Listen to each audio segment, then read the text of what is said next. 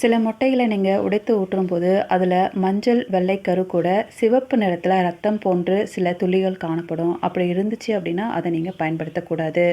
முட்டை யூஸ் பண்ண பாத்திரத்தை பார்த்தீங்கன்னா நல்லா குளிர்ந்த தண்ணீரில் ஊற வச்சு நீங்கள் கழுவ வேண்டும். இதனால் ஸ்மெல் வராமல் இருக்கும். நீங்கள் மாமிசம் வாங்கும்போது அது மஞ்சள் நிறம் கொண்டதாகவும் ஊதா நிறம் கொண்ட மாமிசத்தையும் வாங்கக்கூடாது.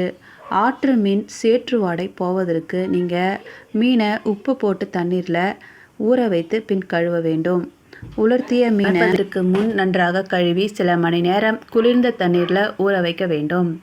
மீனை கனமான துண்டுகளாக வெட்டி மிளகு, எலுமிச்சை சாறு, உப்பு சேர்த்து சுத்தமான காகிதத்தில் டால்டா தடவி அதில் மீனை சுற்றி இட்லி பானையில் அவித்து வேக வைத்து வெந்ததும் சூடாக சாப்பிட்டால் மிகவும் சுவையாக இருக்கும். மிகவும் கடினமான இறைச்சியை நீங்கள் எலுமிச்சை சாறு சேர்த்து ஊற வச்சிங்க அப்படின்னா